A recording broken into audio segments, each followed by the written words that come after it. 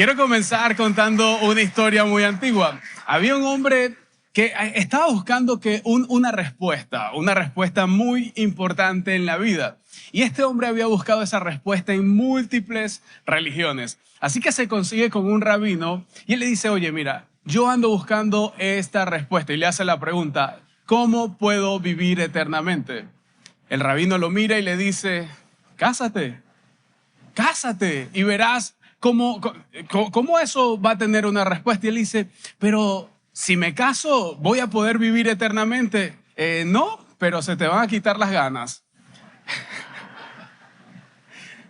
Y es una manera muy cruel de comenzar, pero así es la sociedad. Muchas veces el matrimonio o las relaciones están muy minimizadas. Y quise comenzar con esto porque justamente hemos hecho esta serie para hablar de encuentros íntimos, de descubrir la verdadera intimidad. Y la verdadera intimidad tiene que ver con relaciones. Hablábamos la semana pasada que el mejor contexto para la intimidad es el matrimonio y por eso entonces venimos hablando de que hay algunos componentes e incluso el apóstol Pablo, veíamos su carta y todos los componentes que nos daba los íbamos a tomar en cuenta. Pero quiero resaltar una de las palabras o la palabra más relevante de la semana pasada y es la palabra exclusividad. Así que hablamos de exclusividad. ¿Y por qué? Porque el apóstol Pablo a través de su escrito nos llevaba a vivir en la monogamia. Y la monogamia increíblemente está demasiado devaluada en nuestra sociedad, está demasiado devaluada en nuestra cultura. Hemos analizado cómo la expresión sexual en casi todas las formas se ha vuelto más permisible y más accesible que nunca en la historia. Pero también nos damos cuenta que en pleno apogeo de la liberación sexual, los índices de depresión y de ansiedad están aumentando. Pero también está aumentando la lucha contra el apego seguro, que es lo que genera esa verdadera intimidad. Entonces estamos viviendo un tiempo donde la cultura nos lleva a atentar contra la verdadera intimidad. Y estamos viviendo entonces los máximos históricos en esto que les vengo hablando. Pero Pablo dice, o veíamos la semana pasada, y si tú no viniste la semana pasada en nuestra página web, yo soy globalbarquisimeto.org, vas a poder ver el mensaje. Sin embargo, quiero dejarte 2 o 3 cositas que hablamos.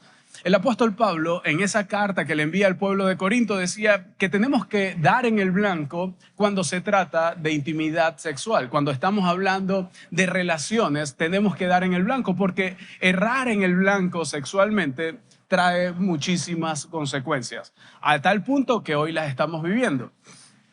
Y no hay nada peor que dar en el blanco equivocado. No hay nada peor que dar en el blanco equivocado y neurobiológicamente entonces lo pudimos ver en toda esa línea del tiempo y todo lo que internamente se genera en nosotros.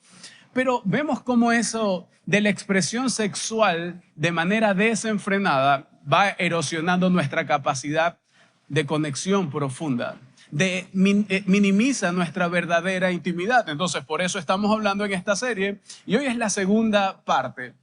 La semana pasada dimos el antídoto para mantener esta exclusividad, pero el apóstol Pablo fue mucho más allá de lo que vimos la semana pasada, así que hoy vamos a entrar en 1 Corintios, pero en el capítulo 7, verso 3, y dice: el esposo debe satisfacer las necesidades sexuales de su esposa y la esposa debe satisfacer las necesidades sexuales de su marido. Los hombres aquí están haciendo fiesta interna. Ajá, ¿cómo es que es la última parte? Te la voy a repetir para los hombres. Y la esposa debe satisfacer las necesidades sexuales de su marido. ¿Vio que sí tenía que venir hoy? Solo para escuchar esto los hombres hoy tenían que venir. Pero no voy a hablar solamente eso, sino que voy a complementar un poco más, porque el apóstol Pablo no se quedó hasta allí, sino que dice: la esposa le da autoridad sobre su cuerpo a su marido y el esposo le da autoridad sobre su cuerpo a su esposa. En otras palabras, tenemos que aplicar bien este versículo, porque la mala aplicación, el mal uso de ese verso es lo que ha hecho que se distorsione el matrimonio y la intimidad sexual dentro del matrimonio. El abuso de estos versículos han convertido el matrimonio en un blanco fácil para atacar en esta sociedad. Fíjate lo que dice el apóstol Pablo: le doy autoridad Estos versículos lo que señalan es el segundo componente esencial en la verdadera intimidad. Afirma algo como esto: elijo darte todo el acceso. Tienes todo el acceso a mí para satisfacer tus necesidades. Uf, eso está bastante duro, ¿no? ¿No les parece? Porque es como que si tú me estás dando la autoridad sobre tu cuerpo, yo puedo utilizar esa autoridad para decirte algunas cosas, porque es como que tú le dijeras, mira, este cuerpito es tuyo. Tú tienes autoridad sobre este cuerpito, ¿sí o no? Pero también tiene que ver con el cuidado de ese cuerpo, tiene que ver con poder estar al pendiente de eso, de ese cuerpo de la otra persona. Es como que, oye, mira, cuando nos casamos, tú me diste autoridad sobre un cuerpito y han pasado los años y tu cuerpito se está convirtiendo en un cuerpote. Cuando nos casamos, tú me diste autoridad sobre tu cuerpo, pero veo que tú estás utilizando tu cuerpo aquí, allá, aquí. ¿Te das cuenta? Es un poco más profundo. Entonces, pero de aquí vamos a extraer algo que es muy esencial, porque esto requiere una verdadera vulnerabilidad. Y ese es el segundo componente del que vamos a hablar para una intimidad verdadera. Es un componente poderoso para experimentar la intimidad. La vulnerabilidad, aunque parezca debilidad, es uno de los componentes más esenciales para tener la verdadera intimidad. Pero también esto nos hace irnos al principio, y el principio es el Génesis. En el Génesis, entonces, vamos a ir al capítulo 2, donde Dios habla acerca de una circunstancia que nos va a hablar de vulnerabilidad. Dice, luego Dios, el Señor dijo, no es bueno que el hombre esté solo. Voy a hacerle una ayuda adecuada. No es bueno tratar de hacer la vida solo. Y cuando habla de hombre, habla de humanidad. Es decir, no es bueno que el hombre esté solo, no es bueno que la mujer esté sola, no es bueno que queramos nosotros experimentar la vida en soledad. Y sigue diciendo, así el hombre fue poniéndoles nombre a todos los animales domésticos, a todas las aves del cielo y a todos los animales del campo. Sin embargo, y me voy a detener porque pareciera que no tiene sentido lo que estoy diciendo después de lo que dije. Dios siguió creando. Le dio y creó los animales y le dijo, oye, Adán, ponle el nombre a ellos. Pero en medio de todo este trabajo arduo, hay un sin embargo. Y el sin embargo, mira hacia dónde nos lleva. Sin embargo, a pesar de toda la creación, no se encontró entre ellas la ayuda adecuada para el hombre. Y la palabra en el original que se utiliza en ese versículo para referirse a ayuda adecuada es el mismo verbo que usa David para describir la ayuda del Señor cuando enfrentaba sus grandes retos o cuando enfrentaba sus grandes adversarios. Cuando dice, no se encontró una ayuda adecuada para el hombre, era para que pudiera enfrentar la vida, para que pudiera enfrentar sus retos, para que pudiera afrontar y enfrentar a sus adversarios. Dios hace esta ayuda para Adán, para complementar la vida de Adán. Ahora, ¿cómo ocurrió todo esto? También lo relata y dice, entonces Dios, el Señor, hizo que el hombre cayera en un sueño profundo y mientras éste dormía le sacó una costilla y cerró la herida. Fíjense que habla de un sueño profundo. Cuando usted entra en un sueño profundo, sí o no que se hace vulnerable. Cualquier persona le puede hacer daño. Usted no está en la capacidad de reaccionar porque está en un sueño profundo. En ese sueño profundo, entonces, Dios le saca una costilla. En esa vulnerabilidad le saca una costilla para hacer algo con esa costilla. Y dice que luego cerró la herida. Más adelante, de la costilla que le había quitado al hombre, Dios, el Señor, hizo una mujer y se la presentó al hombre. Lo hizo desde la vulnerabilidad. Desde un hombre vulnerable sacó una parte de él para crear a la mujer.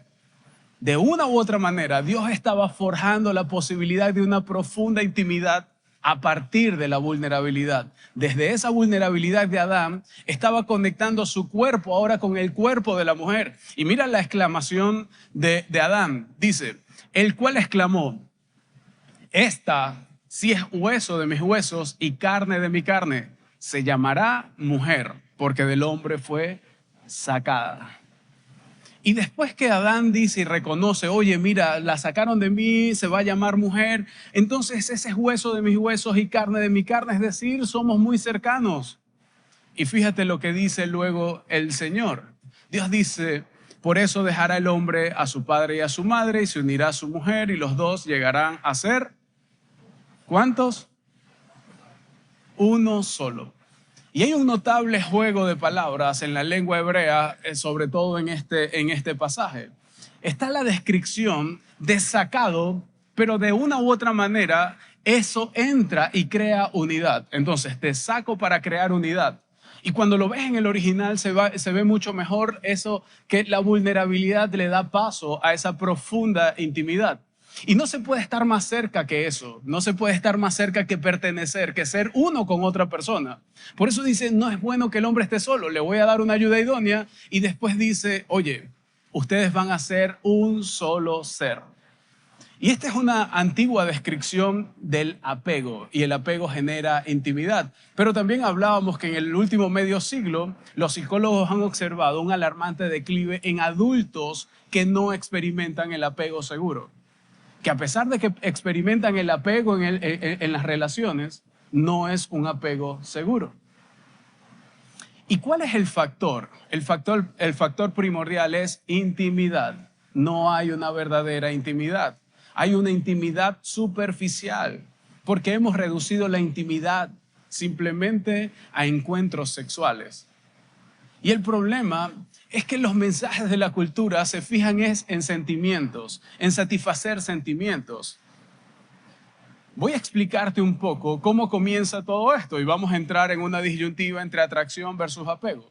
La atracción es muy importante, pero más que explicarte desde un concepto o desde lo que dice la Real Academia Española, te lo quiero explicar con un ejemplo que quiero o me gustaría que no olvidaras. ¿Qué necesitamos para construir una pared fuerte? A ver, cuéntenme, ¿qué necesitamos? Bloques. A ver, ¿qué más? Arena, agua, cemento. ¿Algo más? Cabillas. ¿Algo más? Entonces, arena. Entonces tenemos arena, tenemos cemento, tenemos agua, tenemos cabilla, tenemos bloques. Vamos a hacer nuestra pared. Queremos edificar algo fuerte, algo sólido. Entonces comenzamos a mezclar cemento con arena y luego le colocamos el agua, ¿cierto? Y entonces se abren los surcos y tú ves el agua allí. Ves el agua y comienzas a mezclar, haces el pegamento, puedes armar con las cabillas entonces las bases. Luego que vacías tus columnas, comienzas a pegar los bloques, le comienzas a colocar el cemento o la mezcla del cemento y así vas edificando, ¿sí o no? Y ahí tenemos una pared. Díganme, ¿en qué parte de esa pared? Mira ya, aquella de la izquierda. ¿En qué parte de esa pared está el agua? No se ve, ¿verdad que no? Ahora, el agua fue primordial para que esa pared fuese. Así es la atracción.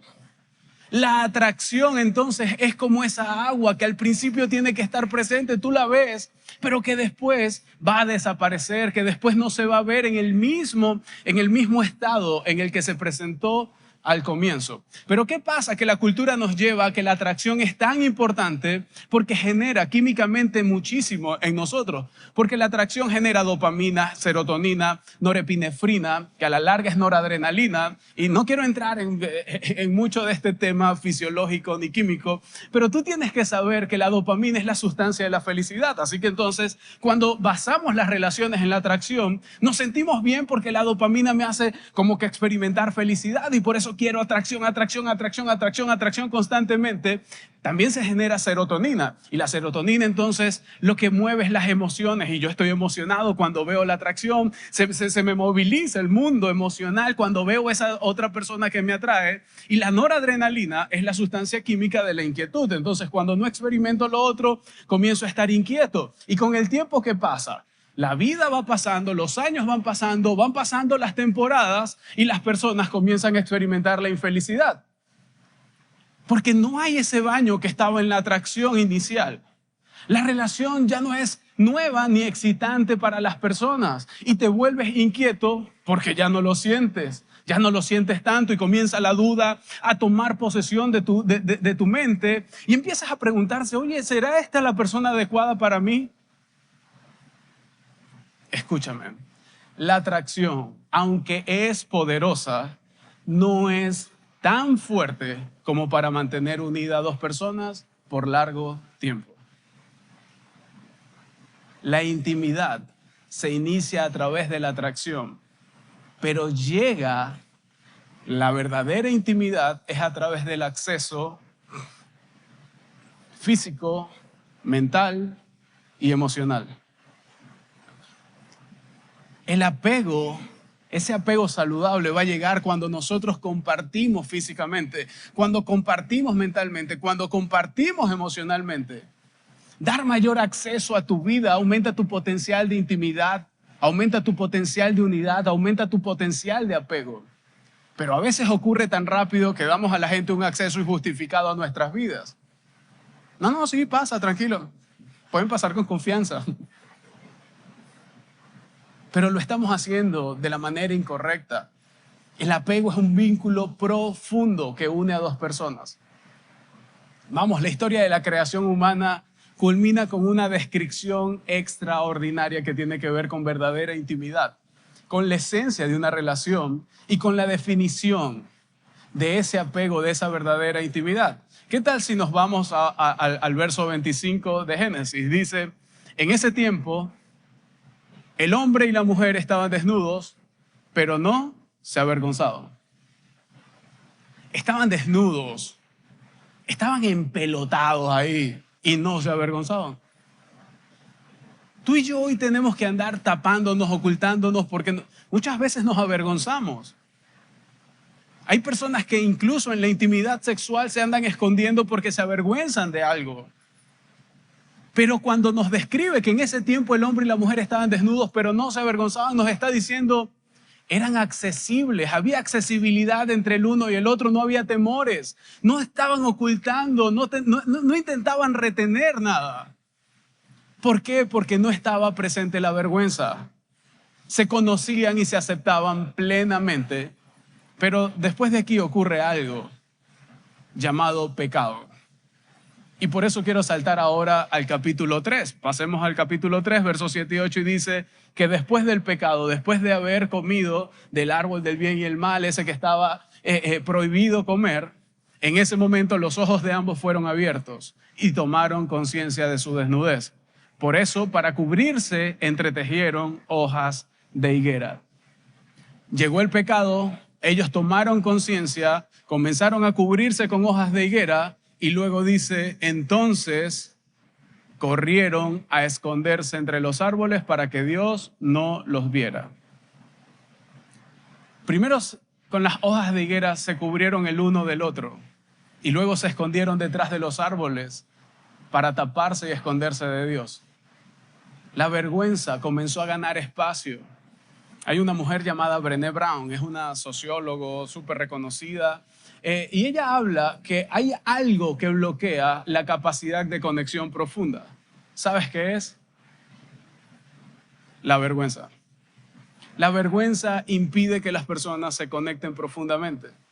En su charla TED, Brené Brown, una charla que ha sido escuchada por más de 100 millones de personas, más de 100 millones de reproducciones, ella concluye en una verdad muy antigua, que es la verdad que nosotros estamos viendo en el Génesis. Nuestra respuesta natural a los sentimientos de vergüenza es cubrir, es esconder, y eso bloquea la intimidad. Y es lo mismo que decía el Señor desde el inicio. Oye, ellos buscaron esconderse. La vergüenza, muchas personas la asocian con la culpa, pero es totalmente diferente. La culpa es, he hecho algo malo. La vergüenza es, hay algo mal en mí. Hay algo malo en mí. La vergüenza su principal fundamento es el miedo a la desconexión. Por eso entonces las personas se esconden detrás de la vergüenza. Oye, hay algo en mí, he hecho algo mal. Me han hecho algo que yo necesito cubrir. Porque si las personas lo descubren, porque si la persona lo conoce, lo considerarían indigno. Me considerarían indigno de una relación. Me considerarían indigno o una persona indeseable dentro de una relación. Y aquí hay unas estadísticas que son un poco extensas porque abarcan el mundo entero. Y en el mundo entero se habla de que el 50 y el 60% de las personas adultas no tienen un apego seguro, sino un apego inseguro. ¿Qué les parece? Que de toda esta sala, probablemente 3 de cada 5 tengan apego, pero un apego inseguro. Y eso no es bueno. La inseguridad obstaculiza la vulnerabilidad. Pero esto tiene que venir de alguna parte, ¿no? Vayamos y expliquémoslo desde este gráfico. Tenemos en este eje, en el eje vertical, lo conocido, es decir, una persona a la cual se conoce. Y una persona que aunque convives con él, todavía no lo descifras, desconoces a esa persona. De un lado tenemos lo rechazado y del otro lado lo aceptado. Así que una persona pudiera pasearse por todos estos cuadrantes. Hay dos dinámicas en este juego. Está lo bien que conoces a alguien en esta dinámica. Y algunos nos sentimos aceptados por alguien, pero otros se pueden sentir rechazados por alguien. Entonces ambas cosas ocurren en mayor o menor medida en nuestras vidas. En algún momento podemos experimentar cualquiera de estas cosas. Si tuviera gente que se interesaría por ti, imagínate gente que se interesa por ti, que te presta atención, que invierte en ti, en tu vida, ¿sí o no que caminarías con mucho más confianza en la vida? Es decir, una persona que te acepta porque te conoce, tú experimentas seguridad. Eso te da seguridad. Tú dices, oye, esta persona me conoce, esta persona me acepta tal como soy. Entonces caminas en tu vida con seguridad. ¿Qué eres capaz de hacer cuando te sientes seguro, cuando te sientes segura?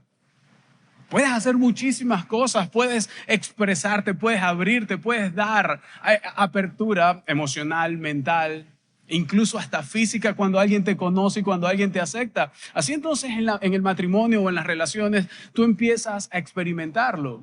Pero imagínate que alguien que te conocía muy bien, de una u otra manera, sabía que de tu vulnerabilidad porque te conocía desde tu vulnerabilidad, pero esa persona te rechazó.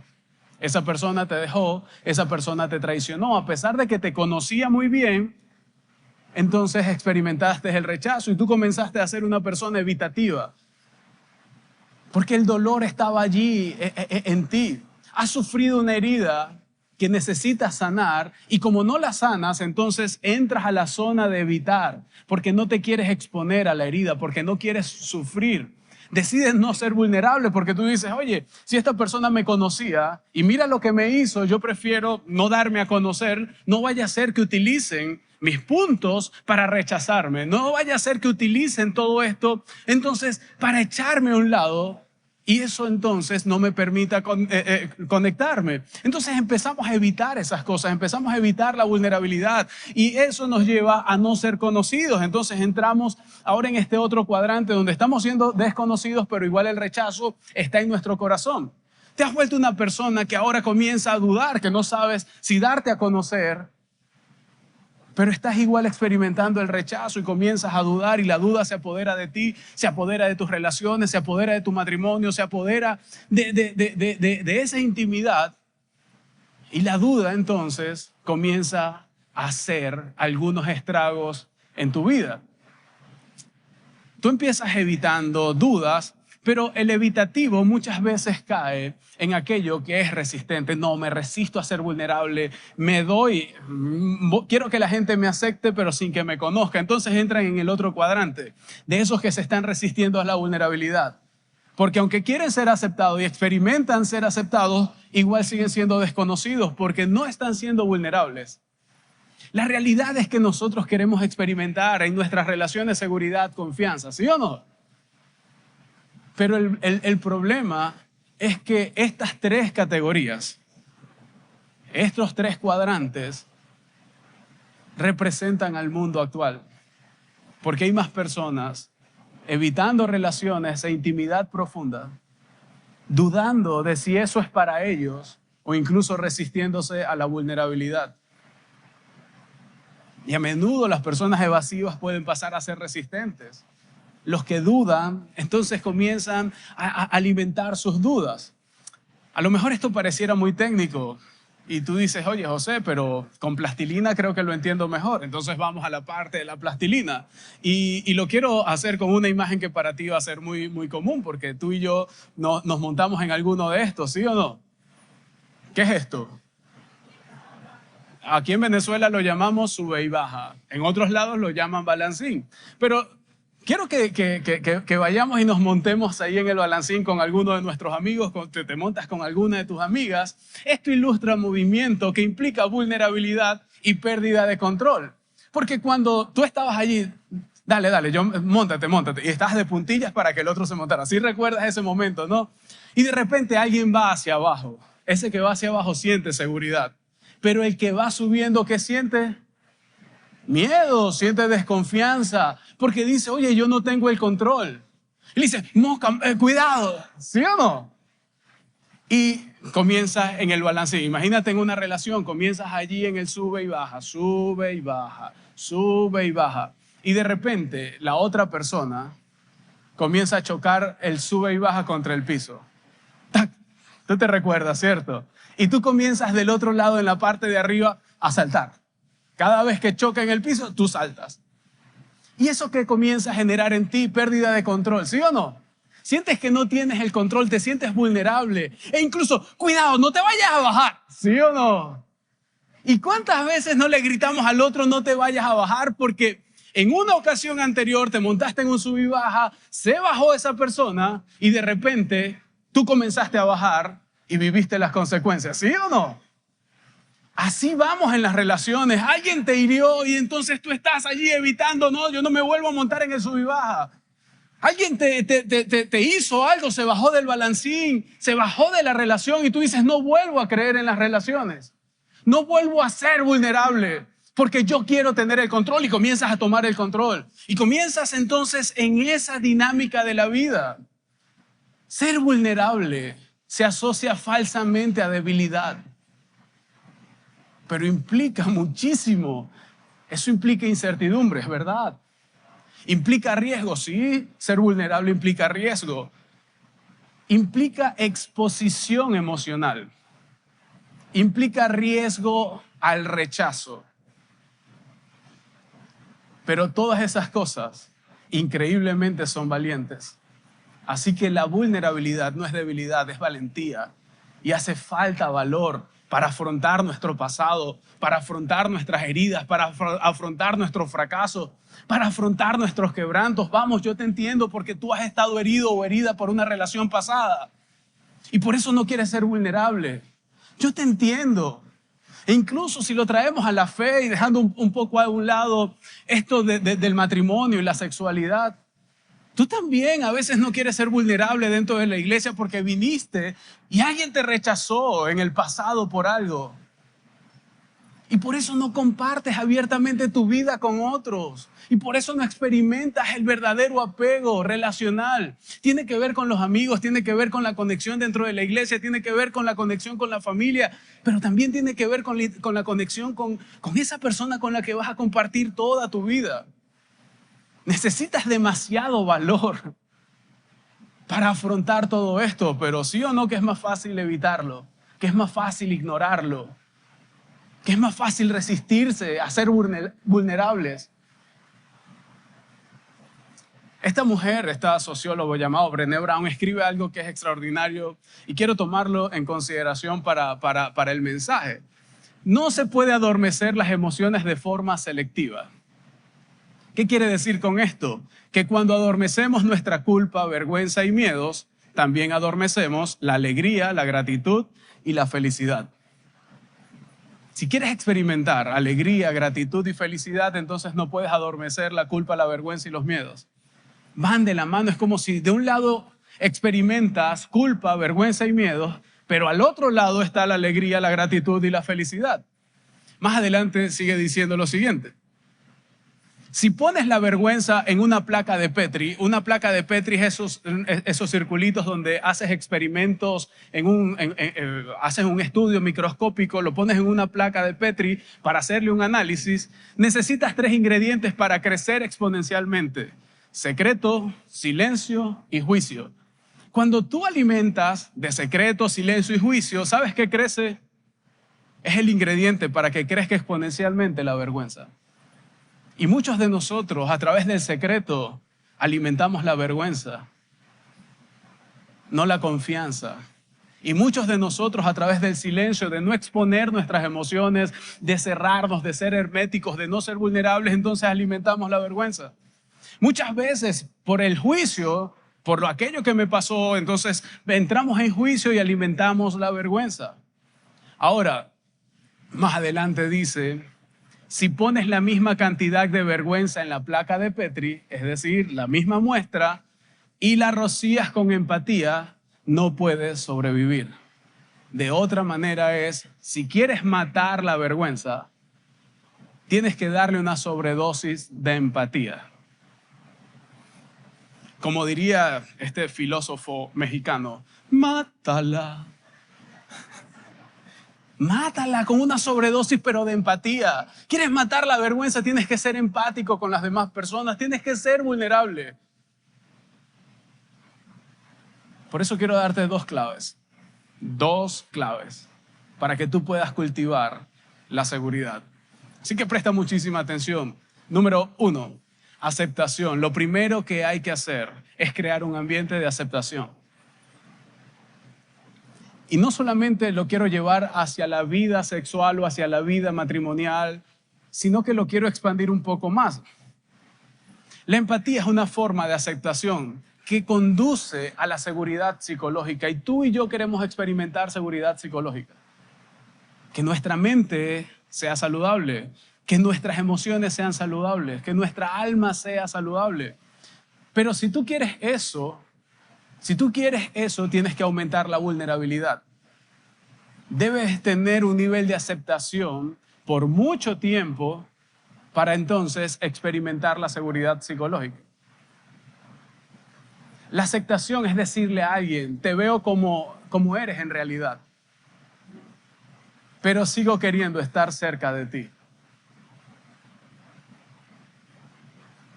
Eso es lo que hay que comunicar y muchas veces no es lo que comunicamos. Esto lleva tiempo, esto lleva un nivel de riesgo por parte de la persona que ha sido herida. Gravitamos hacia la aceptación, todos queremos la aceptación. Como padres, como hijos, dentro de una relación matrimonial, queremos la aceptación de la otra persona. Pero ahora te quiero hablar a ti como padre, porque no solamente estamos hablando de nuestra aceptación y de cómo vamos a vivir de aquí en adelante, sino cómo nuestros hijos pueden experimentar la seguridad psicológica para que puedan entonces de una u otra manera experimentar un apego seguro. José, ¿cómo es eso? Nuestros hijos tienen que aprender en un entorno de empatía para que puedan apegarse con seguridad a las relaciones. Y eso les va a permitir separarse de ti, de sus padres, y apegarse a otra persona con seguridad. El tema es que no nos enseñaron el apego seguro desde la niñez, pero nosotros tenemos en nuestras manos ahora un gran poder, que es enseñar a la próxima generación a un apego seguro.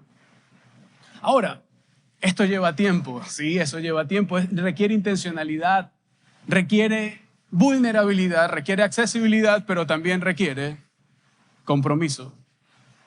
Requiere compromiso. Compromiso es la promesa de no saltar del sube y baja. Es decir, oye, tú estás siendo vulnerable, me estás hablando de tus bajezas, me estás hablando de todo y a pesar de eso no me voy a bajar del sube y baja. No te voy a dejar y que te caigas tú. No voy a dejar que la relación se caiga y me voy a bajar del sube y baja. Cuando tú das claridad en tu compromiso, esa claridad es esencial para la seguridad relacional. Y esa seguridad relacional te va a permitir tener un matrimonio sólido, una relación de pareja sólida. Cuando tus señales verbales y las no verbales no están alineadas, fomentas inseguridad. Pero cuando tú alineas lo que dices con lo que haces, eso genera seguridad. Te voy a poner un ejemplo. Solteros que están aquí, quizás esto aplica un poco más para ustedes, aunque pudiera aplicar para cualquier persona. Decirle a alguien, pasaré la noche contigo, tendremos una aventura esta noche y no hacer planes con esa persona alimenta la inseguridad. Y esa inseguridad va a querer ser saciada de muchas formas y muchas personas hoy están saltando de inseguridad en inseguridad y nadie hace planes con esa persona. La falta de claridad en el compromiso de una u otra manera se convierte en manipulación. Y eso es lo que hacen las personas para salirse con la suya.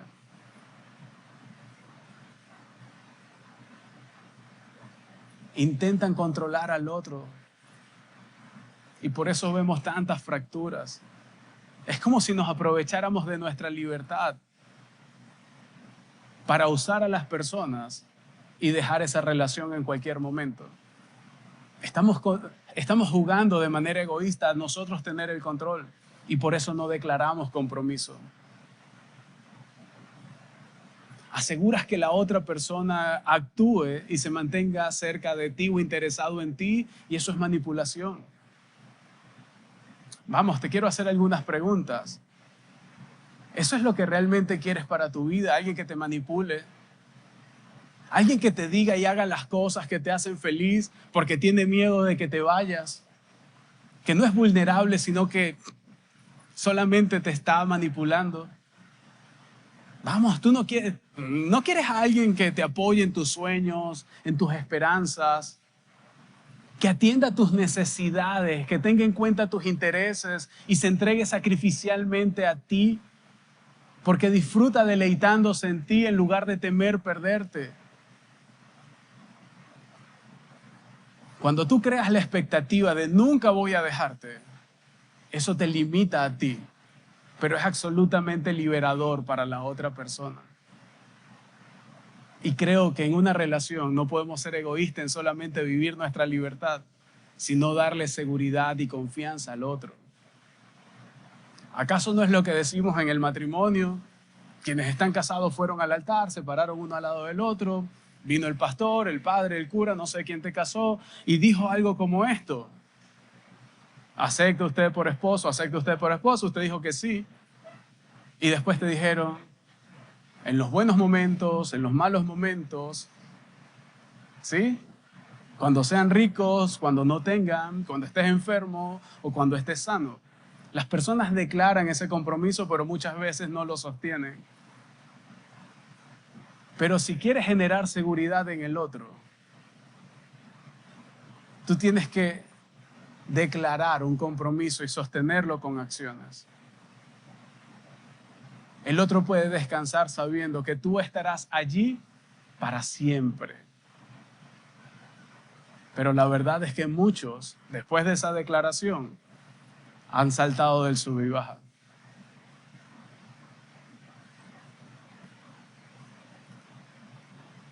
Quiero darte otro punto de vista. La aceptación y el compromiso son los ejemplos de Cristo. Mira la vida de Cristo. Fue un hombre que te aceptó tal como tú eres. Te veo realmente como eres y aún así quiero estar cerca de ti, te dice él. Estoy comprometido contigo. Quiero tener una relación íntima contigo. Eso es lo que te dice Jesús constantemente. Te acepto y mi compromiso es buscarte para que tengamos una relación. Por eso me entregué plenamente, por eso me arriesgué a ser rechazado y a ir hasta la cruz del Calvario. Y por eso Él lo declaró, por eso Él lo sostuvo. La seguridad que encontramos en nuestra relación con Jesús nos permite a nosotros o nos debe permitir a nosotros arriesgarnos a la vulnerabilidad necesaria para no estar solos. A la vulnerabilidad necesaria para no estar solos. Tanto si eres un soltero como si estás casado, tienes que entender que tu Creador dijo que no es bueno que estés solo, pero te mandó el modelo de Jesús para que tú pudieras entender accesibilidad, para que tú pudieras entender compromiso. Y eso requiere arriesgar tu vulnerabilidad. Que tú puedas hacerte vulnerable va a dar un apego y eso va a ocurrir cuando te entregues físicamente, mentalmente y emocionalmente. Vamos, hombres que están aquí, yo sé que tú tienes allí muchas cosas en tu mente porque nos enseñaron a vivir cerrados, a no compartir nuestras emociones porque así no son los hombres. Vamos, estamos lidiando con tantas cosas. Quizás tú desde las heridas, mujer, te hiciste vulnerable, te hirieron tanto que decidiste no hacerte vulnerable. Tú eres más que tu pasado, tú eres más que tu crianza, tú eres más que lo que otros pudieron decir. Tú eres lo que el Señor dice que tú eres. Y tú eres y estás hecho, estás hecha para vivir como Él dijo que tú ibas a vivir.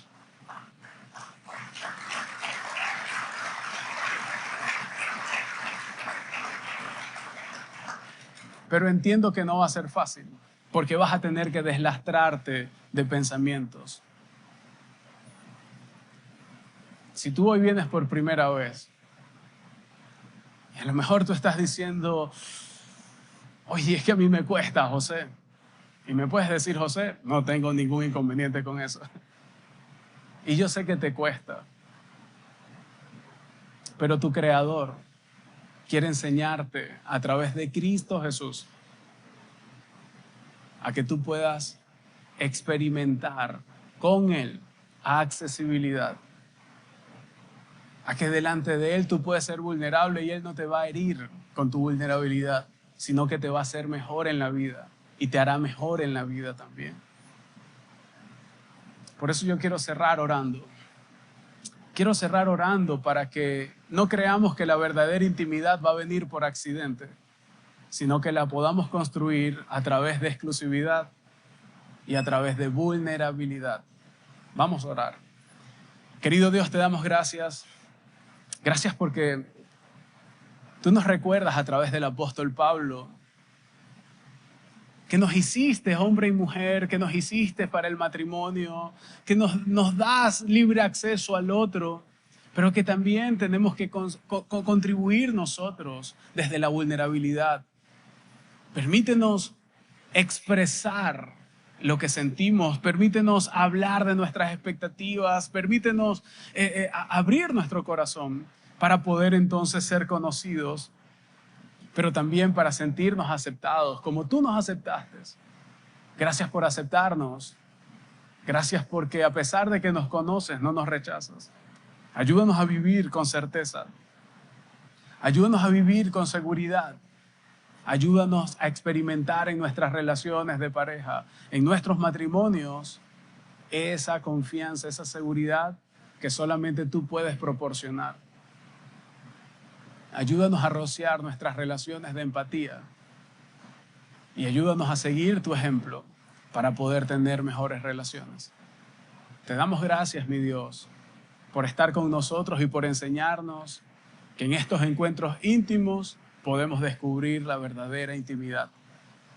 Te damos gracias en el nombre de Jesús. Amén. Familia, gracias por permanecer hasta el final. Si quieres la guía para profundizar más, ve a la página web. Yo soy globalbarquisimeto.org y tendrás una guía con algunas preguntas para que profundices. Nos vemos para una próxima entrega. Bye, bye.